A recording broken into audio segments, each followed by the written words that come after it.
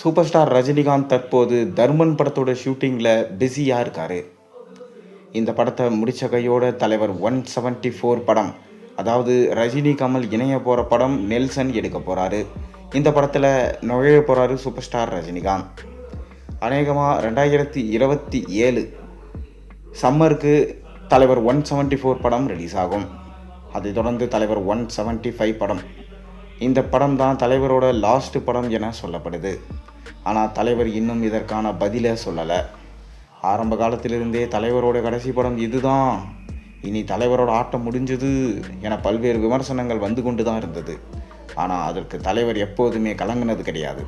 தொடர்ந்து அடுத்தடுத்து பிஸியான ப்ராஜெக்ட்ஸில் தலைவர் ரசிகர்களை திருப்திப்படுத்திட்டு தான் வராரு.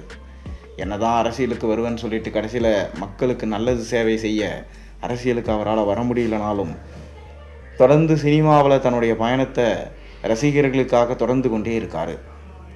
அப்படி தான் பார்த்தீங்கன்னா தலைவர் 175 படத்தோட அவருக்கு எண்டு கார்டு போட நினைக்கிறாங்க சில தீய சக்திகள். இப்படி இருக்க சூப்பர் ஸ்டார் ரஜினிகாந்த் தலைவர் 175 படத்தை ஒரு இளம் இயக்குனர்கிட்ட கொடுத்துருக்காரு. அவர் வேறு யாரும் இல்லை, ஆர்ஜே பாலாஜி தான். ஏற்கனவே கருப்பு ரிலீஸுக்கு முன்னாடியே நான் ரஜினியை சந்தித்தேன். அவர் அடுத்த 5 வருடத்துக்கான திட்டத்தை என்கிட்ட சொன்னார். அது ரொம்பவே சுவாரஸ்யமாக இருந்தது. அதில் பல இயக்குநர்கள் பயணிக்கிறாங்க, அதில் நானும் இருப்பதில் பெரும் சந்தோஷம் என கூடியிருந்தார். அதற்கான பதில் தற்போது கிடைச்சிருக்கு.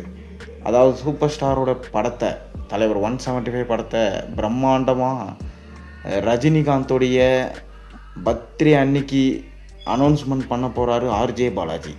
ஏனென்றால் ஆர்ஜே பாலாஜி தான் தலைவர் 175 படத்துடைய இயக்குனர். சமீபத்தில் சூர்யாவை வச்சு கருப்பு என பிளாக் பஸ்டர் ஹிட் படத்தை கொடுத்தாரு. இந்த வருஷத்தோட பிளாக் பஸ்டர் படம்னா அது கருப்பு தான். கிட்டத்தட்ட 350 கோடிக்கு மேலே வசூலை ஈட்டி பயங்கரமான பிளாக் பஸ்டர் என நிரூபிச்சிருந்தார். அதைத் தொடர்ந்து இப்போ யாரை வச்சு படம் எடுக்க போகிறார் என அனைவராலும் கேள்வி கேட்கப்பட்டு வந்தது. ஒருவேளை கருப்பு 2 எடுப்பாரா, இல்லை மூக்குத்தி அம்மன் 2 மாசாணி அம்மன் எடுப்பாரா என பல கேள்விகள் இருந்தது. அந்த கேள்விக்கு விடையா ரஜினிகாந்தை வச்சு கருப்பு ஸ்டைலில் ஒரு படம் எடுப்பார், கமர்ஷியல் ரீதியாக அந்த படம் இருக்கும் என சொல்லப்படுது. அதாவது ரஜினிகாந்தை ஏற்கனவே சங்கி என ஒரு பக்கம் விமர்சனங்கள் எழுந்து கொண்டு தான் இருக்குது. இப்போ ஆர்ஜே பாலாஜியோட இயக்கத்தில் நடித்தார்னா மாதிரியான விமர்சனங்களை அணில் குஞ்சுகள் அவர் மேலே கொடுப்பாங்க என்பதை நம்ம பொறுத்திருந்து தான் பார்க்கணும். நீங்கள் என்ன நினைக்கிறீங்க? ரஜினிகாந்த் ஆர்ஜே பாலாஜியோட இயக்கத்தில் நடித்தா நல்லா இருக்குமா, நல்லா இருக்காதா? உங்கள் கருத்துக்களை மறக்காமல் கீழே கமெண்ட்டில் சொல்லுங்கள். மேலும் சேனலில் போடுற ஒரு விஷயம் பிடிச்சுன்னா மறக்காமல் சேனலுக்கு சப்ஸ்கிரைப் பண்ணி லைக் பண்ணுங்கள், பெல் ஐக்கனை ப்ரெஸ் பண்ணுங்கள்.